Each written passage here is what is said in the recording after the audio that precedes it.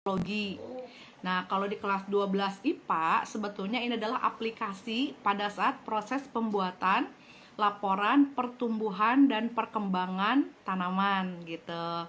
Nah, ingetin lagi dulu, apa itu metode ilmiah? Sebetulnya metode ilmiah itu adalah suatu langkah-langkah sistematis yang dilakukan oleh para ilmuwan biasanya untuk menyelesaikan masalah gitu. Nah, langkahnya banyak. Ada yang bilang 5, ada yang bilang 6, ada yang bilang 8. Kita ambil yang 8, yang lengkap. Yang pertama nih, langkah metode ilmiah itu adalah satu, melakukan observasi. Jadi biasanya pengamatan lingkungan atau melihat keadaan sekeliling. Kalau di biologi misalkan ibu selalu mencontohkan, kenapa sih tiba-tiba ada warna mawar yang warnanya tuh cerah bunganya kalau di tempat terang, tapi kalau di tempat redup tuh tiba-tiba warnanya tuh gelap gitu kan. Ada AADB selalu bilang gitu ya, ada apa dengan bunga gitu kan. Nah, lalu berpikirlah, kenapa ya gitu. Nah, langkah yang keduanya adalah, itu yang pertama observasi ya.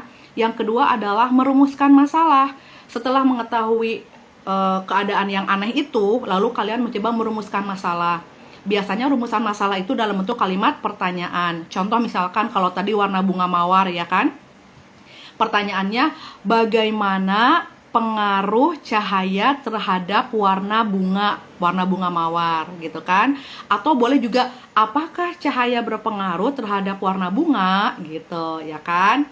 Kemudian langkah yang ketiga, nah kalian cari data dulu, kemudian studi literasi namanya, baca-baca di buku hasil penelitian orang lain. Ternyata beneran loh cahaya itu berpengaruh karena bla bla bla bla bla bla gitu kan. Jadi langkah yang ketiga itu adalah studi literasi atau mencari informasi dari literatur yang ada. Lalu langkah yang keempat, setelah mengetahui informasi itu, maka kamu menjawab sementara. Tapi dugaan sementara aja, itu namanya hipotesis. Jadi hipotesis itu adalah dugaan sementara atau jawaban sementara dari rumusan masalah yang kalian buat. Misalkan kalian memperkirakan, kalau tadi pertanyaannya, apakah cahaya berpengaruh terhadap warna bunga mawar gitu kan? Berarti hipotesisnya adalah cahaya berpengaruh terhadap warna bunga mawar gitu kan. Nah, tapi kalian belum bisa menyimpulkan. Kenapa? Karena kalian harus membuktikannya. Membuktikannya dengan cara bereksperimen atau melakukan uji coba. Ini aku harus lakuin sendiri biar beneran tahu pasti bahwa memang berpengaruh. Langkah yang keempat adalah melakukan eksperimen. Ini nyontek dulu yang kelima deh, eksperimen. Nanti kalian sederhananya bereksperimen berarti kalian nanam bunga mawar tuh, satu di tempat yang terang, satu di tempat yang gelap. Diamati sehari, 2 hari, 3 hari, dan seterusnya sampai berbunga. Nah, setelah itu sambil diamati itu diambil datanya. Hari pertama bagaimana kondisi bunganya, hari kedua bagaimana, kalau hari pertama belum berbunga kali ya gitu, kalau bunga harus berkelanjutan. Nah, setelah bereksperimen kan ada data tuh, ada data. Lalu langkah berikutnya adalah kalian menganalisis data itu, dibuat dalam bentuk tabel. Kalau nanti kelas 12 IPA dibuat dalam bentuk diagramnya kayak gitu kan. Udah selesai lalu dibahas. Pembahasan itu biasanya mengaitkan antara menjawab rumusan masalah, dikaitkan dengan data yang ada, dikaitkan dengan literatur yang sudah kalian baca gitu. Barulah nanti yang ketujuh, menarik kesimpulan. Apa itu kesimpulan? Kesimpulan itu adalah jawaban dari tujuan penelitian. Jadi misalkan kalau diurutin, rumusan masalahnya adalah bagaimana pengaruh cahaya terhadap warna bunga mawar. Berarti nanti tujuannya itu adalah untuk mengetahui pengaruh cahaya terhadap warna bunga mawar gitu.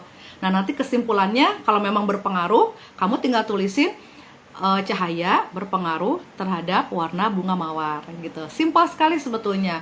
Hanya kita mensistematiskan. Udah tuh selesai, dapat kesimpulan, ya kan? Abis itu baru nanti dipublikasikan.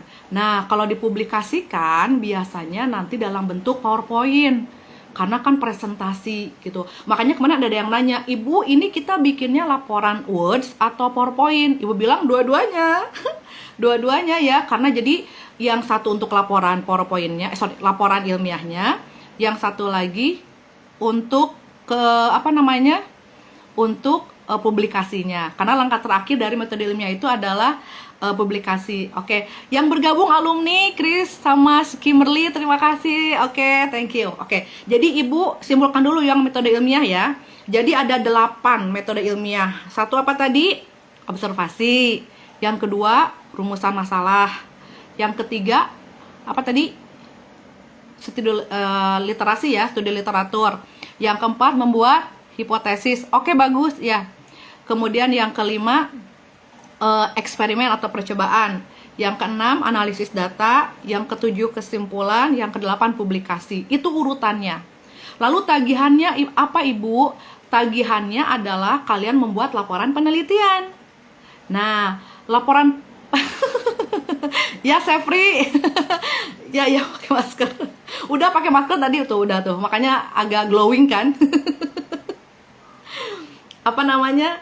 Nah, laporan penelitiannya sudah Ibu share di Google Classroom. Banyak versinya. Ada yang pembatasan masalahnya, ada apa gitu. Tapi bikin yang simple, tapi sesuai dengan aturan. Oke, Ibu lihat dulu yang Ibu share di Google Classroom ya. Nah, jadi nanti laporan yang dibuat di Words, dikirim dalam bentuk PDF, dikumpulkan di Google Classroom. Seperti biasa ada cover judul. Nah, sebisa mungkin ada logo sekolah. Logo sekolah Soferdi, kemudian judul penelitiannya apa, nama anggota kelompoknya apa. Kemudian di bawahnya ada tahun berapa, gitu kan? Kemudian yang kedua, kata pengantar. Ini awal-awalnya aja, bukan yang pokoknya. Jadi kayak aksesorisnya. Kata pengantar sudah ada di contohnya, silakan kalian lihat. Daftar isi juga, apa aja yang ada di sana. Kemudian daftar lampiran, biasanya nanti lampiran berisi foto-foto kegiatan. Kemudian lembar pengesahan. Nah, ada yang nanya, Ibu lembar pengesahannya yang dicontoh ada NIP-nya. Nggak masalah, kalau tidak tahu NIP kepala sekolah atau NIP ibu guru, boleh diabaikan. Jadi nama kepala sekolahnya aja, nama ibu gurunya aja ya. Oke. Nah, yang pokoknya itu ada 5 bab ya anak-anak, ada 5 bab. Bab pertama adalah pendahuluan. Pendahuluan itu berisi 1.1 adalah latar belakang. Apa itu latar belakang? Latar belakang itu adalah ya boleh, Satria, Kimberly silakan. Latar belakang itu berisi tentang alasan kalian memilih judul itu dengan menampilkan kondisi yang ada antara harapannya dan kenyataannya. Misalkan gini, kalau misalkan tadi warna bunga mawar, seharusnya warna bunga tuh sama aja, mau di tempat yang terang, di tempat yang gelap gitu kan. Tapi kenyataannya warna bunga beda-beda. Lalu kenapa ya gitu. Kemudian yang 1.2-nya adalah rumusan masalah. Tadi sudah ya, bagaimana pengaruh cahaya terhadap warna bunga mawar. Oke. Kemudian yang ketiganya tujuan penelitian. Gampang banget. Tinggal ditulisin untuk mengetahui pengaruh cahaya terhadap warna bunga mawar, gitu doang. Jadi kalau rumusan masalah kan pertanyaan, kalau tujuan pernyataan, tapi ditambahin untuk mengetahui. Ibu berapa rumusan masalahnya? Minimal 1. Boleh 2? Boleh, silakan. Berarti kalau 2 nanti pembahasannya lebih banyak, gitu ya. Oke. Kemudian yang ketiga tadi tujuan penelitian sudah. Nah, bab 2-nya adalah landasan teori atau studi pustaka. Apa yang harus ada di bab 2? Jadi di bab 2 itu kalian mencari literasi tentang topik atau tema yang kalian uji cobakan. Contoh kalau tadi misalkan pengaruh warna bunga mawar, pengaruh cahaya terhadap warna bunga. Kalian cari tahu dulu bunga mawar tuh klasifikasinya gimana, kemudian sifatnya gimana. Pokoknya seluk-beluk tentang warna bunga mawar, tentang bunga mawar.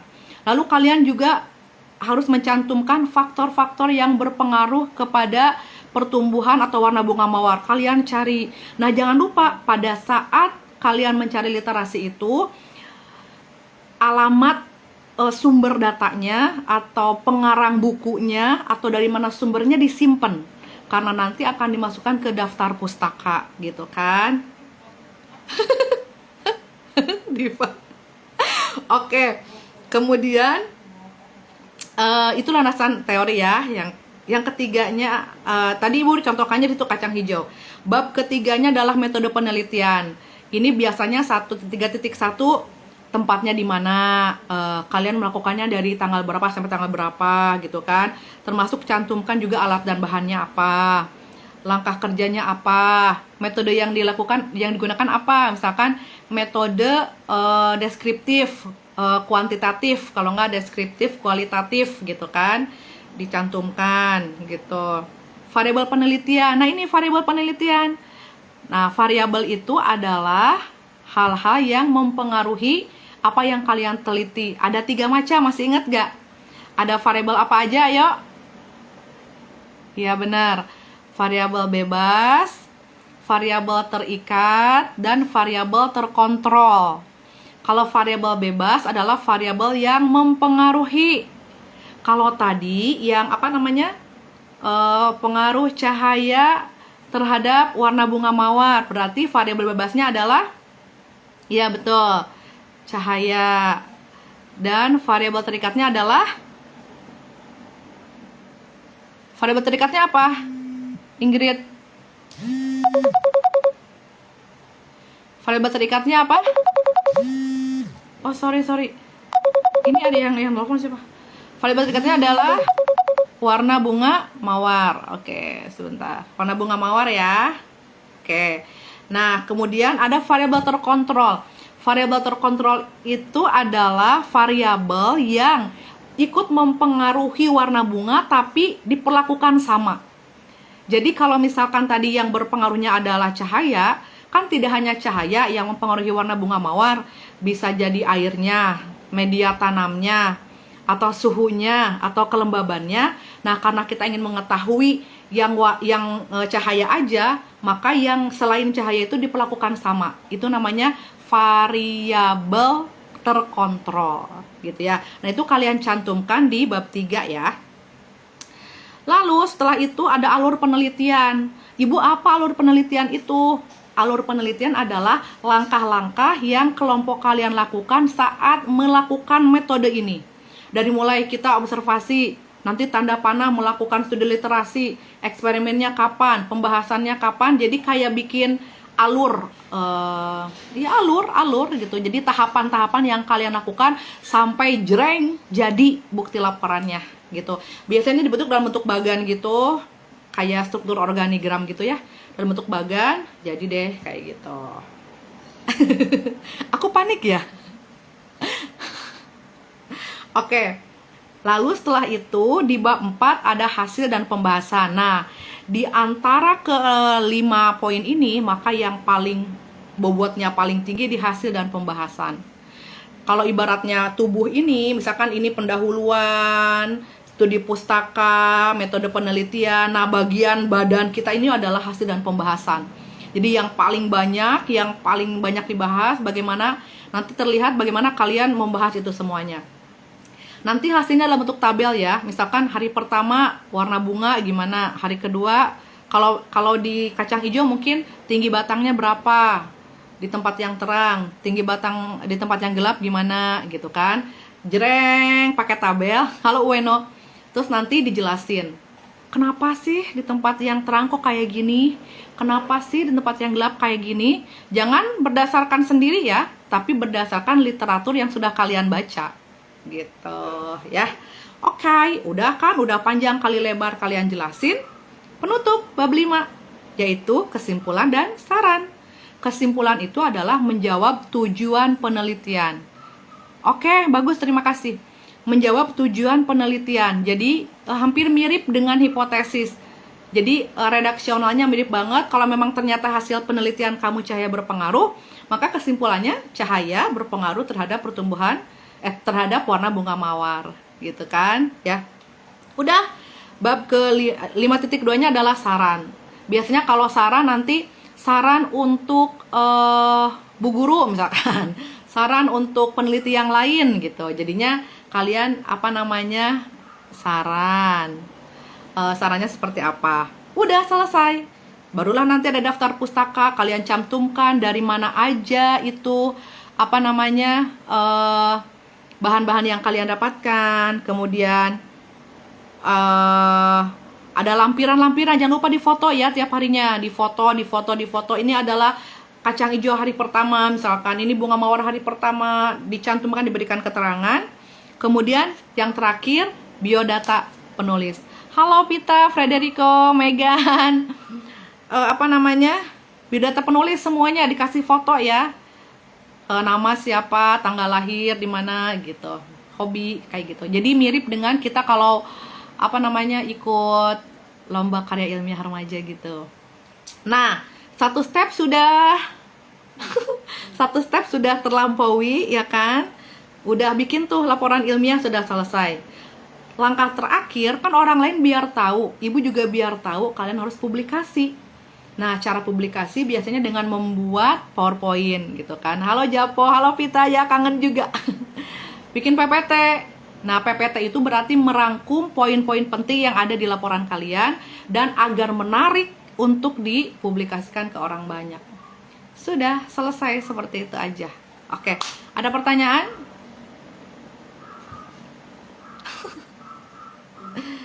Oke, 7 menit lagi.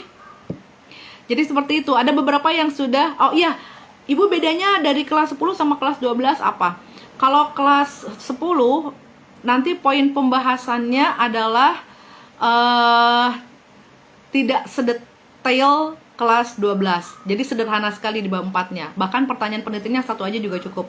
Kalau kelas 12, ibu sudah menyampaikan di Google Meet beberapa waktu ketika kita pertemuan bahwa tabel yang ada dibuatkan grafik. Kemudian dibahas dengan segala macam faktor internal, eksternal, hormon dan lain sebagainya. Dan yang paling siap Bintang.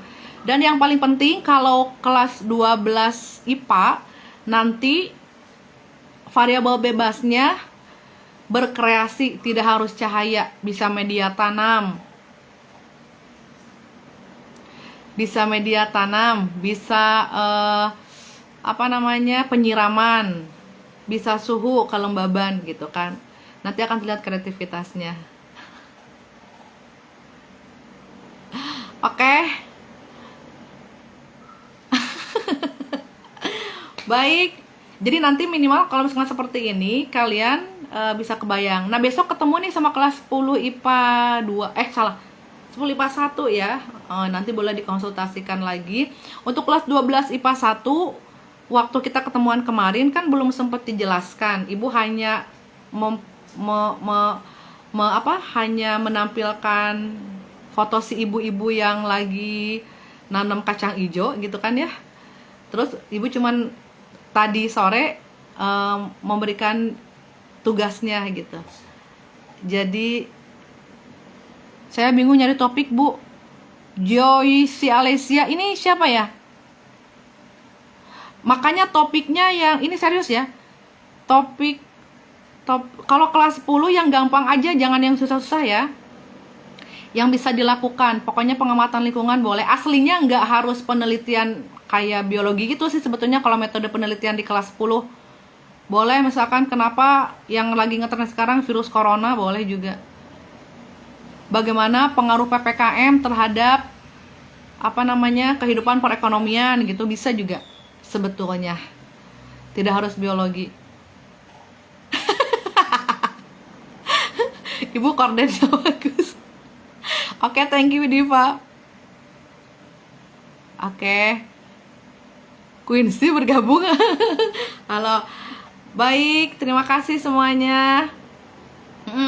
Nanti komen-komen kalau menurut kalian ibu nge-live kayak gini tiba-tiba bikin riuh aja atau gimana. Karena kalau cuman ngandelin di kelas tuh nggak ada jamnya, nggak kurang banyak diskusi yang lainnya gitu ya. Sudah? Baik, Terima kasih banyak yang sudah bergabung. Semoga bermanfaat sharing malam hari ini.